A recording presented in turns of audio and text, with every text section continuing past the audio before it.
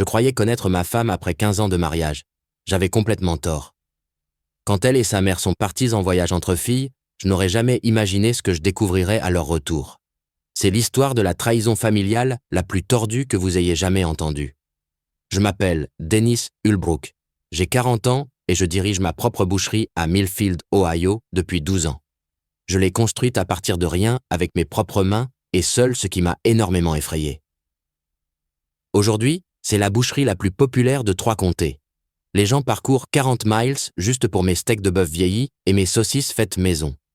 Je suis fier de mon travail honnête, de mes prix justes et de traiter mes clients comme ma famille. J'ai épousé Tanya Fuller quand j'avais 25 ans et elle 20. C'était la plus jolie fille de la ville à l'époque, avec des cheveux blonds miel et un sourire qui pouvait arrêter la circulation. Son père Vernon possédait la quincaillerie locale et sa mère Marlène travaillait comme secrétaire à l'église. De bonnes personnes, du moins, c'est ce que je pensais. Des gens solides et craignant Dieu qui ont bien élevé leur fille, n'est-ce pas? Du moins, c'est ce que j'ai cru pendant 15 ans. Le premier signe que quelque chose n'allait pas est apparu un mardi matin de mars. J'étais dans l'arrière-boutique en train de découper une carcasse de bœuf quand Tanya est entrée avec cette expression sur son visage. Vous savez, celle où votre femme a déjà pris sa décision et se contente de faire semblant de demander la permission. « Dennis chérie », a dit Tanya appuyée contre le chambranle de la porte. « Maman et moi pensions faire un petit voyage ensemble. » J'ai continué à travailler mon couteau traversant la viande avec une précision exercée. « Où ça ? » ?»« Oh, juste en Floride. Tu sais à quel point maman est stressée dernièrement avec la tension de papa qui fait des siennes et tout. On s'est dit qu'un peu de temps à la plage nous ferait du bien à toutes les deux. » Je l'ai regardée alors. Tanya jouait avec son alliance, la faisant tourner autour de son doigt, comme elle le faisait toujours quand elle était nerveuse. Ses yeux ne rencontraient pas tout à fait les miens non plus. « Ouais, combien de temps ?» ai-je demandé. « Juste une semaine peut-être, 10 jours maximum. On a trouvé ce joli petit complexe à Clearwater. Rien de sophistiqué, juste un endroit pour se détendre et rattraper le temps mère-fille. » Quelque chose dans la façon dont elle l'a dit m'a dérangé. Trop décontracté, trop répété, comme si elle avait répété la conversation dans sa tête avant de venir me voir. « Quand pensiez-vous partir ?» J'ai essuyé mes mains sur mon tablier, lui accordant toute mon attention.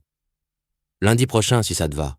Je sais que c'est un préavis court, mais le complexe a eu une annulation, et maman en a vraiment besoin, Dennis. Elle est tellement inquiète pour papa dernièrement. » J'ai hoché la tête lentement. Vernon avait eu quelques problèmes de santé. C'était vrai. Hypertension artérielle stress liée à la gestion de la quincaillerie. Il était logique que Marlène veuille s'absenter un peu. « Bien sûr, chérie, vous deux allez vous amuser. Je tiendrai la baraque ici. » Le visage de Tanya s'est illuminé de soulagement et elle a pratiquement rebondi pour m'embrasser sur la joue. « Merci, chérie, tu es le meilleur. » Mais alors qu'elle s'éloignait, ce sentiment lancinant dans mon ventre ne voulait pas me quitter. Quelque chose dans tout cela me semblait faux, même si je ne pouvais pas mettre le doigt sur quoi exactement. La semaine où Tanya et Marlène sont parties s'est écoulée assez tranquillement. Je me suis tenu occupé à la boutique. J'ai pris quelques commandes personnalisées supplémentaires. J'ai même fait de l'entretien que je reportais. Mais quelque chose se sentait différent dans la maison. Vide d'une manière qu'elle n'avait jamais ressentie auparavant. Même lorsque Tanya voyageait pour le travail, elles sont revenues un dimanche après-midi et c'est là que j'ai su avec certitude que quelque chose n'allait pas. J'étais dans le garage en train d'aiguiser mes couteaux quand j'ai entendu le camion de Vernon entrer dans l'allée. À travers la fenêtre, je l'ai vu aider à décharger les bagages pendant que Tanya et Marlène se tenaient près du camion, se chuchotant comme des conspiratrices. Les deux femmes avaient l'air bronzé, détendues, mais il y avait quelque chose dans leur langage corporel qui a déclenché des signaux d'alarme dans ma tête. « Salut l'étranger », dit Tanya quand elle entra enfin, mais son sourire semblait forcé. « Comment était la Floride ?» demandai-je, l'enveloppant dans ce qui aurait dû être un câlin de bienvenue. Elle se sentit raide dans mes bras, comme si elle le supportait plutôt que de l'apprécier. « Oh, c'était merveilleux !» dit-elle se retirant rapidement. « La plage était magnifique et maman a retrouvé des couleurs. » Marlène apparut dans l'embrasure de la porte, l'air nerveux. « Dennis, mon chéri, merci beaucoup de nous avoir laissé ce temps ensemble. C'était exactement ce dont nous avions besoin. »« Contente que vous vous soyez bien amusés, mesdames, » dis-je. Mais je regardais Tanya. Elle tripotait la sangle de son sac à main, ne faisant pas de contact visuel. C'est là qu'elle laissa tomber la bombe. En fait, Dennis, maman et moi pensions que nous devrions probablement voir un médecin demain. Tu sais, juste pour s'assurer que nous n'avons pas attrapé de microbes pendant notre voyage. Les complexes balnéaires peuvent être un peu germés. Je fronçai les sourcils. Vous vous sentez bien toutes les deux? Oh, nous nous sentons bien, dit Marlène rapidement. Juste par précaution. Mieux vaut prévenir que guérir, n'est-ce pas? Tania hocha la tête avec enthousiasme. Exactement, nous faisons toujours ça après les voyages, procédure standard. C'était une nouveauté pour moi. En 15 ans de mariage, je ne me souvenais pas que Tania ait jamais ressenti le besoin de voir un médecin après un voyage. Bon sang, je devais pratiquement la traîner à ses bilans annuels. Quel genre de médecin ? Demandai-je. Les deux femmes échangèrent un rapide coup d'œil. Juste un médecin généraliste, dit Tania. Rien de fantaisiste, probablement juste une prise de sang pour s'assurer que tout est très normal. Je pense que c'est intelligent, dit Vernon depuis le pas de la porte. On ne peut jamais être trop prudent de nos jours. Mais quelque chose dans son ton me dérangeait comme s'il lisait un script. Toute la conversation semblait répétée artificielle. Vous voulez que je vienne avec vous ? Proposai-je. Oh non, dit Tania rapidement. Ce n'est pas nécessaire, c'est juste de la routine des trucs de santé pour femmes. Tu t'ennuierais à mourir assis dans une salle d'attente. Marlène rit, mais ça sonnait faux. Tu sais comment se passent ces rendez-vous, Denis. Beaucoup d'attentes pour rien. J'ai hoché la tête, mais cette sensation lancinante dans mon ventre devenait plus forte. Après leur départ, je me suis retrouvé debout dans ma cuisine vide, rejouant la conversation dans ma tête. Quelque chose dans toute cette situation ne collait pas. Et je commençais à penser que ces vacances à la plage n'étaient pas ce qu'elles semblaient être. Le lendemain matin, je n'arrivais pas à me débarrasser de l'impression que quelque chose n'allait vraiment pas. Appelez ça de l'intuition, appelez ça de la paranoïa. Mais quand votre intuition a eu raison de tout, des fournisseurs de viande aux accords commerciaux pendant 12 ans, vous apprenez à l'écouter. Vers midi, Vernon est passé à la boutique. C'était inhabituel. Il venait rarement pendant les heures d'ouverture, à moins d'avoir besoin de quelque chose de spécifique. « Denis, » dit Vernon, appuyé contre mon comptoir, « ça te dérange si je te demande quelque chose d'homme à homme ?» J'ai posé le couperet que j'utilisais pour portionner le blanc de poulet. « Vas-y. Tu ne trouves pas bizarre que les filles aient soudainement besoin de voir un médecin après leur voyage ? Je veux dire, Marlène n'a jamais été du genre à se précipiter chez le médecin à moins d'être pratiquement mourante.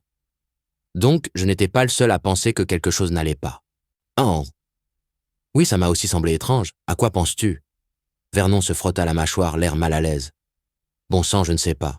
Peut-être que je suis juste un vieux fou, mais quelque chose dans tout ce voyage s'est senti différent. Marlène agissait de manière secrète avant de partir. Et maintenant, cette histoire de médecin. Tu veux y aller avec moi ? Ai-je demandé. Juste pour s'assurer que tout va bien. Vernon hocha la tête d'un air sombre. J'espérais que tu dirais ça. Nous nous sommes rendus à la clinique du docteur Brennan dans le camion de Vernon. Nous faisions tous les deux semblant de ne pas nous méfier de nos propres épouses. Le parking était presque vide, juste quelques voitures et la berline de Marlène. « Les voilà », dit Vernon pointant vers l'entrée principale. Nous avons décidé d'attendre dans le camion, mais après 20 minutes, la curiosité a eu raison de nous. Nous sommes entrés dans la clinique et nous sommes assis dans la salle d'attente. La réceptionniste a à peine levé les yeux de son ordinateur. C'est là que nous l'avons entendu.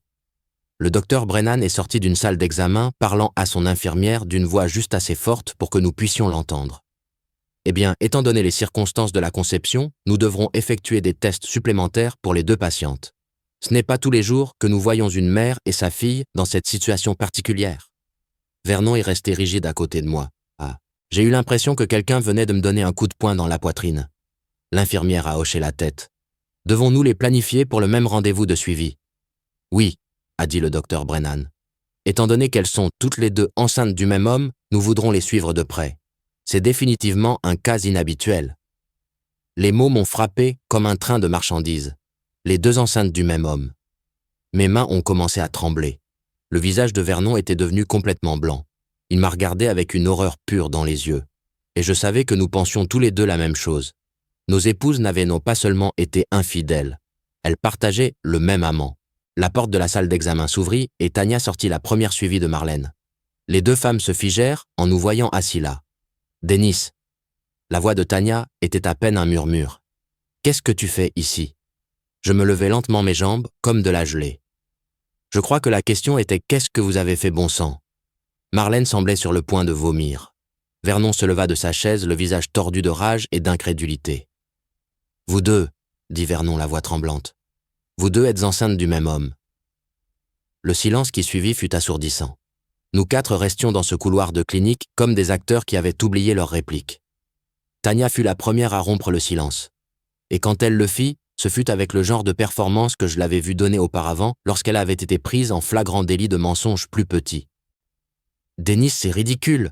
dit Tania, forçant un rire qui sonnait comme du verre brisé. « Tu sautes aux conclusions basées sur ce que tu penses avoir entendu. Marlène hocha la tête frénétiquement. Exactement, les médecins parlent de toutes sortes de cas. Tu as probablement mal compris le contexte. Vernon fit un pas vers sa femme. Son visage était rouge de rage. Marlène n'ose pas rester là et me mentir au visage. Nous avons entendu chaque mot. Papa, s'il te plaît, dit Tania se tournant vers son père les larmes aux yeux. Tu nous embarrasses. C'est un établissement médical, pas un endroit pour que tu fasses des accusations folles. J'ai regardé ma femme faire sa magie, comme elle le faisait toujours quand elle était acculée. Dévier et faire en sorte que les accusateurs se sentent comme s'ils étaient le problème. Ça avait marché sur moi avant, mais pas aujourd'hui. Tania, dis-je ma voix étonnamment stable, regarde-moi dans les yeux et dis-moi que tu n'es pas enceinte. Elle hésita juste une fraction de seconde, mais je l'ai saisie. Vernon l'a saisie aussi. Eh bien, demanda Vernon fixant sa fille. Bien sûr, je ne suis pas enceinte, claqua Tania. Mon Dieu, vous les hommes et votre paranoïa. Nous sommes venus ici pour des examens de routine après avoir voyagé. Rien de plus. Marlène passa son bras autour des épaules de Tania. Honnêtement, vous deux agissez comme des théoriciens du complot. Ensuite, vous allez nous accuser de diriger une sorte d'opération criminelle. Mais sa voix tremblait et elle ne pouvait pas regarder Vernon dans les yeux. J'ai décidé de les tester. Alors ça ne vous dérangera pas si je demande directement au docteur Brennan quel genre de rendez-vous vous avez eu aujourd'hui. Les deux femmes se sont raidies. C'est une information médicale privée, dit Tania rapidement. Il ne peut rien vous dire sans notre permission. Alors donnez-lui la permission, dit Vernon froidement. Marlène rit nerveusement. Ça devient incontrôlable. Vernon, tu es ridicule. Le suis-je? La voix de Vernon s'élevait. Alors prouvez-le. Retournez dans ce bureau et dites au docteur Brennan qu'il peut partager les résultats de vos tests avec votre mari et moi. Les deux femmes échangèrent un regard paniqué. Nous n'avons rien à vous prouver, dit Tania la voix de plus en plus stridente. C'est du harcèlement et je ne vais pas rester là à le supporter. Elle attrapa son sac à main et se dirigea vers la sortie. Marlène la suivit de près. Elles bougeaient toutes les deux comme si elles fuyaient une scène de crime. Vernon et moi restions là, à regarder nos femmes fuir la vérité. Elles mentent, dit Vernon doucement. J'ai hoché la tête. La question est qu'allons-nous faire à ce sujet? Vernon et moi sommes rentrés chez moi en silence, tous les deux traitant ce que nous avions vu. Quand nous sommes arrivés dans l'allée, la voiture de Marlène était déjà là. Elle nous avait rebattus à la maison. « Tu es prêt pour ça ?» a demandé Vernon, alors que nous nous dirigions vers la porte d'entrée. « Je suis prêt depuis 15 ans, ai-je répondu. Je ne le savais juste pas. Nous les avons trouvées dans ma cuisine assises à table, comme si elles préparaient leur prochain coup. Quand nous sommes entrés, les deux femmes ont levé les yeux avec des expressions défiantes. « Denis, a dit Tania sa voix froide. Je pense que tu me dois des excuses pour cette scène embarrassante à la clinique. J'ai tiré une chaise et je me suis assis en face d'elle.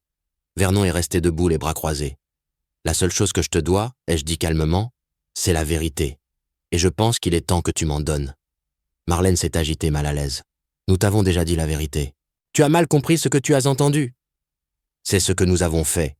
La voix de Vernon était mortellement calme. Parce que ce que j'ai entendu était assez clair. 2 femmes enceintes, même père. Tania a ri, mais cela semblait forcé. Papa, tu es ridicule même si c'était vrai ce qui n'est pas le cas. Qu'est-ce qui te fait penser que cela a quelque chose à voir avec nous? Je me suis penché en avant, étudiant le visage de ma femme. Parce que vous êtes toutes les deux parties de là comme si vos cheveux étaient en feu. Les innocents ne s'enfuient pas. Tania, nous sommes partis parce que tu nous embarrassais, a-t-elle répliqué, faisant des accusations folles dans un lieu public. Alors prouve-nous le contraire, ai-je dit simplement. Appelle le docteur Brennan tout de suite et autorise-le à partager les résultats de tes tests avec moi. La mâchoire de Tania s'est serrée.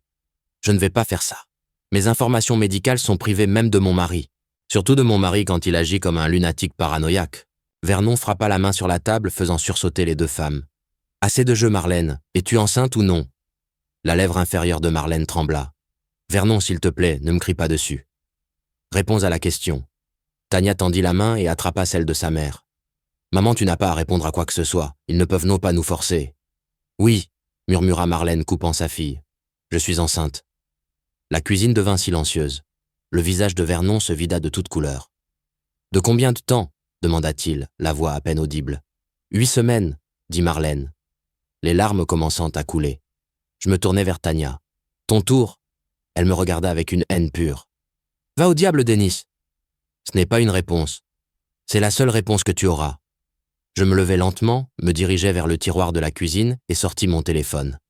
Bien, j'appellerai moi-même le docteur Brennan. Tu ne peux pas faire ça, dit Tania rapidement.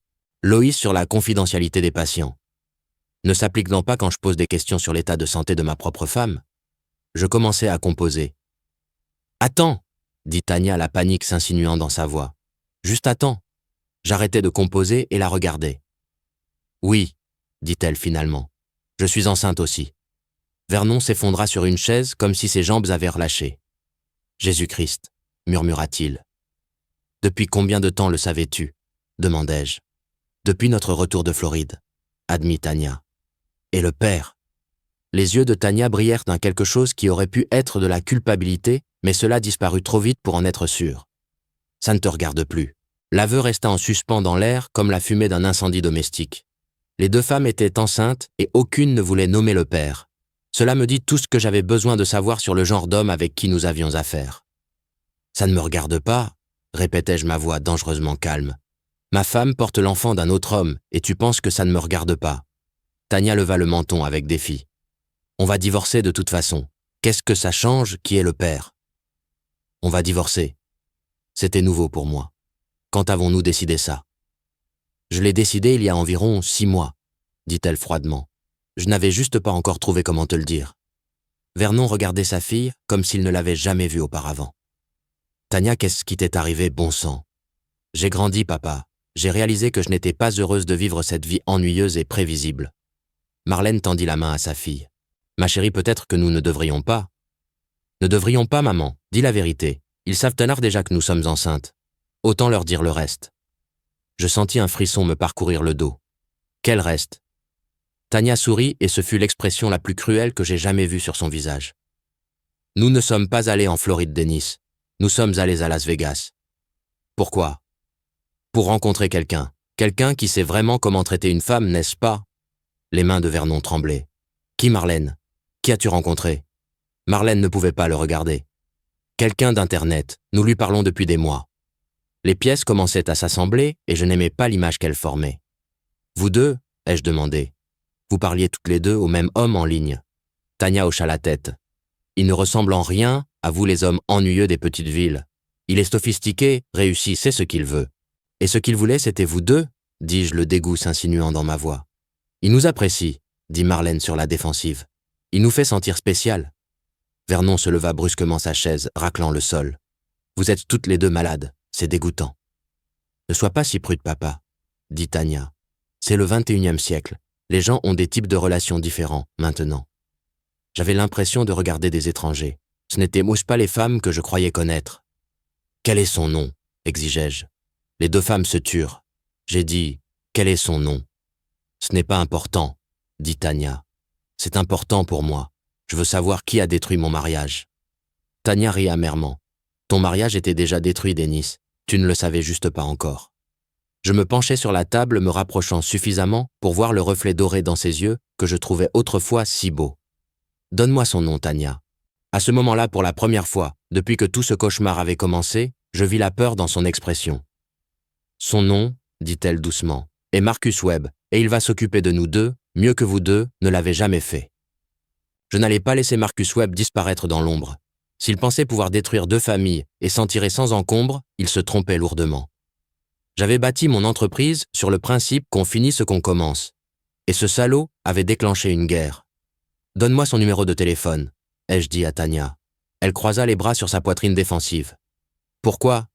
Parce que je vais avoir une conversation avec lui. »« Denis, s'il te plaît, ne fais rien de stupide », dit Marlène en se tordant les mains. Vernon rit amèrement. « Stupide. La stupidité, c'était de vous faire confiance à toutes les deux en premier lieu. » J'ai sorti mon téléphone et j'ai ouvert un nouveau contact. Le numéro Tania maintenant. Elle a marmonné les chiffres avec réticence. J'ai composé immédiatement mettant l'appel sur haut-parleur pour que tout le monde puisse entendre. Ça a sonné 4 fois avant qu'une voix douce ne réponde. C'est Marcus. Marcus Webb, ai-je demandé. Qui demande ? Denis Holbrook. Je crois que vous connaissez ma femme, Tania. Il y a eu une longue pause. Je ne suis pas sûr de ce dont vous parlez. Arrêtez le carabia. Vous avez mis ma femme enceinte. Vous avez aussi mis sa mère enceinte. Maintenant, nous allons discuter de ce que vous allez faire à ce sujet. Une autre pause, puis un petit rire. Écoutez mon pote, je crois que vous vous trompez de personne. Je ne connais personne qui s'appelle Tania. J'ai regardé ma femme qui était devenue pâle. Vraiment? Parce qu'elle est assise juste ici et elle semble vous connaître plutôt bien. Il doit y avoir un malentendu.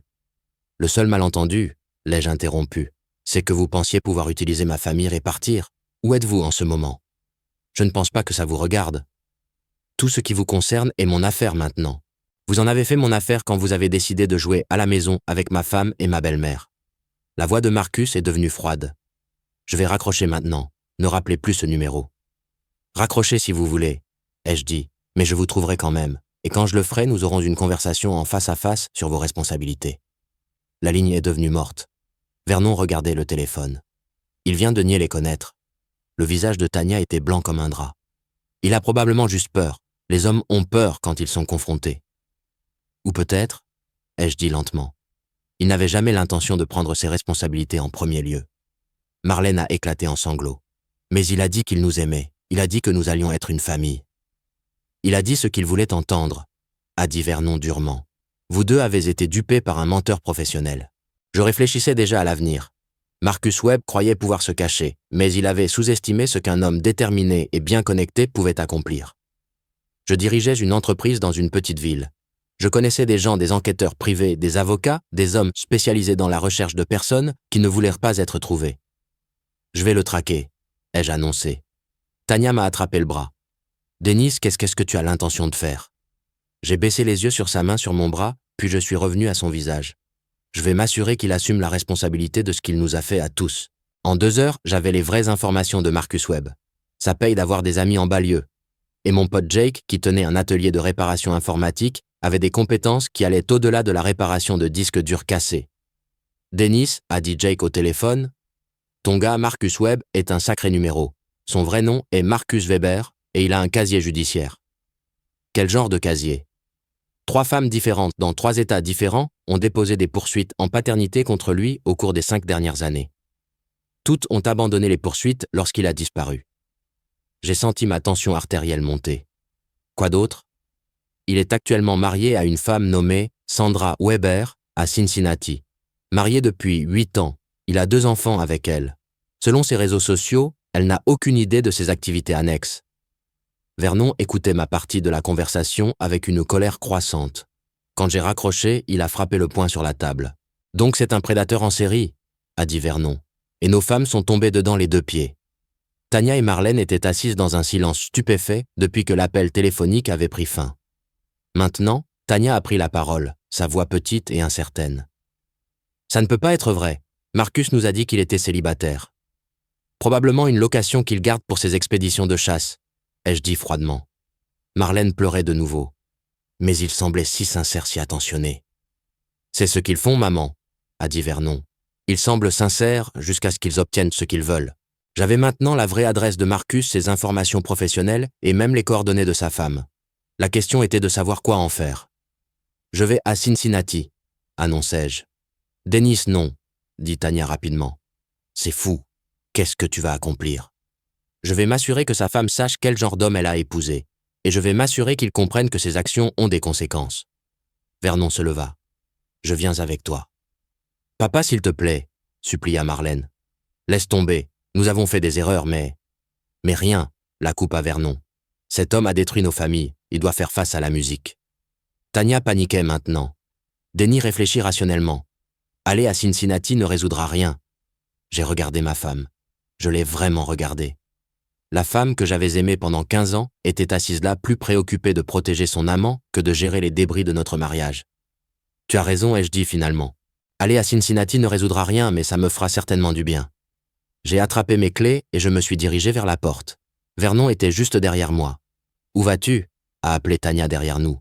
Avoir une conversation avec Sandra Weber, ai-je dit sans me retourner. Je pense qu'elle mérite de savoir ce que son mari a fait. Le trajet vers Cincinnati dura 3 heures et Vernon et moi passâmes la majeure partie dans un silence sombre. Nous avions laissé nos épouses assises dans ma cuisine, probablement en train de planifier leur prochain coup ou de trouver comment faire tourner cette catastrophe à leur avantage. Sandra Weber vivait dans un joli quartier résidentiel, le genre d'endroit où les gens tondent leur pelouse le samedi matin et connaissent le nom de leurs voisins. Sa maison était une coloniale à 2 étages avec un monospace dans l'allée et des jouets d'enfants éparpillés dans le jardin. Tu es sûr de ça ? Demanda Vernon alors que nous nous garions de l'autre côté de la rue. Absolument sûr, elle mérite de savoir quel genre d'homme elle a épousé. Nous nous sommes approchés de la porte d'entrée et j'ai sonné. Quelques instants plus tard, une jolie femme brune a répondu tenant un enfant en bas âge sur sa hanche. « Puis-je vous aider ?» demanda-t-elle. « Madame Weber, je m'appelle Dennis Hulbrook. J'ai besoin de vous parler de votre mari Marcus. » Son sourire faiblit. « Marcus a des problèmes. »« Madame, pourrions-nous entrer ? Cela va prendre quelques minutes à expliquer. » Elle nous a invités dans son salon, installant l'enfant en bas âge, dans un parc. Un garçon plus âgé peut-être de 7 ou 8 ans regardait des dessins animés sur le canapé. « Madame Weber, j'ai commencé avec précaution. Votre mari a des liaisons avec ma femme et sa mère. » La couleur a quitté son visage. « C'est impossible. Marcus voyage pour le travail, mais il ne ferait pas ça. » Vernon a sorti son téléphone et lui a montré quelques-unes des photos que Jake avait trouvées en ligne. « C'est votre mari avec nos femmes à Las Vegas le mois dernier. » Sandra a fixé les photos, sa main couvrant sa bouche. « Oh mon Dieu, c'est vraiment lui. » « Il y a plus, » ai-je dit doucement. Les deux femmes sont enceintes. Elles affirment que Marcus est le père. Sandra a éclaté en sanglots. Le petit garçon sur le canapé a regardé inquiet. « Maman, qu'est-ce qui ne va pas ?»« Rien, mon chéri, continue de regarder ton émission. » Elle s'est essuyé les yeux et nous a regardés avec une colère croissante. « Combien d'autres femmes ? » Au moins 3 que nous connaissons. Probablement plus. Il a déjà fait ça. « Ce salaud !» a-t-elle chuchoté. Je suis enceinte de 8 mois de son 3e enfant et il est en train de fonder d'autres familles. Vernon s'est penché en avant. « Madame Weber, nous allons prévenir la police. Marcus doit faire face aux conséquences de ses actes. »« Bien, » a-t-elle dit fermement. « Je témoignerai contre lui. Je ferai tout ce qu'il faut. » Nous avons passé 1 heure de plus avec Sandra, partageant des informations et coordonnant nos prochaines étapes. Quand nous sommes finalement partis, elle était déjà en train d'appeler son avocat spécialisé dans les divorces. Le trajet de retour était d'une certaine manière plus léger. Nous avions accompli ce que nous nous étions fixés. Le château de cartes de Marcus Weber s'effondrait. « Tu penses que les filles ont appris leur leçon ?» a demandé Vernon alors que nous nous garions dans mon allée. « Je ne sais pas, je m'en fiche, » ai-je répondu. J'en ai marre d'essayer de sauver des gens qui ne veulent pas être sauvés. Quand nous sommes entrés dans la maison, nous avons trouvé Tanya et Marlène exactement là où nous les avions laissées. « Comment ça s'est passé ?» a demandé Tanya nerveusement. « Sa femme demande le divorce, » ai-je simplement dit, et elle coopère avec l'enquête policière. Les 2 femmes sont devenues pâles. « Enquête policière » a murmuré Marlène. « Marcus Weber est un escroc et un bigame. Il a commis plusieurs crimes et vous êtes toutes les 2 des témoins clés. » Tanya s'est levée rapidement. « Nous ne témoignerons pas contre lui. » J'ai regardé ma femme avec un dégoût total. Même maintenant. Après tout, tu le protèges toujours. C'est le père de mon enfant, Dennis. Je ne le ferai pas. C'est un criminel, Tanya, et tu es complice. Vernon regardait sa fille avec déception. Tanya, comment es-tu devenue cette personne ? Elle n'a pas répondu. Elle a juste attrapé son sac à main et s'est dirigée vers la porte. Où vas-tu ? Ai-je appelé après elle. Quelque part où je n'ai pas à t'entendre me juger. Marlène s'est précipitée après sa fille, nous laissant Vernon et moi seuls dans les décombres de nos familles. Tu crois qu'on les reverra un jour ? A demandé Vernon. J'ai haussé les épaules. Honnêtement, j'espère que non. 6 mois plus tard, j'étais un homme différent menant une vie différente. Le divorce était prononcé. La maison était vendue. Et j'avais ouvert une nouvelle boucherie de l'autre côté de la ville. Vernon et moi, nous étions rapprochés grâce à notre expérience partagée, nous rencontrant pour un café chaque dimanche matin pour parler de tout, sauf de nos ex-femmes. Tanya n'a jamais témoigné contre Marcus Weber, ni Marlène. Elles ont toutes 2 disparu peu après notre confrontation, quittant la ville sans laisser d'adresse. Vernon a essayé de retrouver Marlène pendant un certain temps, mais a fini par abandonner. Certaines personnes, disait-il, ne veulent pas être trouvées. Marcus Weber a été arrêté 3 mois après notre voyage à Cincinnati. Il s'avère que Sandra n'était pas la seule femme qu'il trompait. Il avait des mariages actifs dans 2 autres États. Le FBI s'est impliqué lorsqu'ils ont réalisé l'ampleur de son opération. Il faisait face à des accusations fédérales de bigamie, de fraude et d'usurpation d'identité. Le journal local a publié un article à ce sujet, le qualifiant de bigame briseur de cœur. Ils m'ont interviewé pour l'article et je leur ai dit exactement ce que je pensais des hommes qui se nourrissent de femmes vulnérables. J'ai également averti d'autres maris de prêter attention aux changements de comportement de leurs femmes. Ma nouvelle boutique marchait mieux que l'ancienne. Le bouche à oreille avait circulé sur ce qui s'était passé, et au lieu de faire fuir les clients, cela semblait les attirer. Les hommes en particulier me cherchaient, voulaient entendre l'histoire de première main et partager leurs propres expériences avec des conjoints infidèles. J'ai embauché 2 employés à plein temps et j'envisageais d'ouvrir un 2e emplacement. Il s'avère que se débarrasser du poids mort, tant professionnel que personnel, était bon pour les résultats. Vernon a vendu la quincaillerie et a déménagé en Floride où il avait renoué avec une ancienne petite amie du lycée dont le mari était décédé l'année précédente. Il semblait plus heureux que je ne l'avais vu depuis des années. Tu sais ce qui est le mieux. Il m'a dit lors de notre dernière rencontre autour d'un café avant de déménager. Je dors la nuit maintenant. Plus besoin de rester éveillé à me demander ce que Marlène cachait à qui elle envoyait des messages si elle me disait la vérité. Je savais exactement ce qu'il voulait dire. La paix de l'esprit valait plus que n'importe quel mariage construit sur des mensonges. Quant à Tania et Marlène, j'ai entendu dire par la rumeur qu'elles avaient déménagé à Atlanta où elles essayaient d'élever leurs enfants en tant que mères célibataires.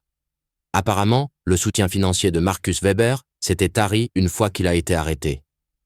C'est drôle comme ça s'est passé. Je ne les ai pas plaints. Elles ont fait leur choix et maintenant elles en subissent les conséquences.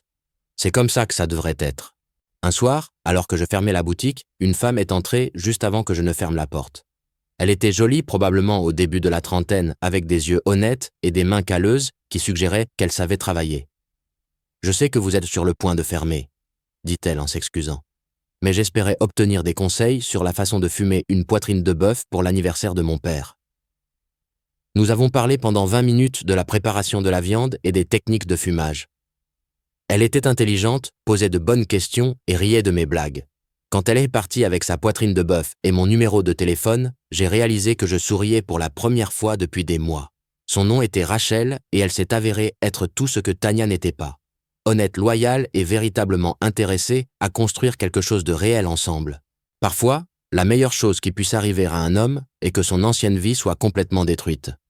Cela laisse de la place pour que quelque chose de meilleur puisse grandir à sa place.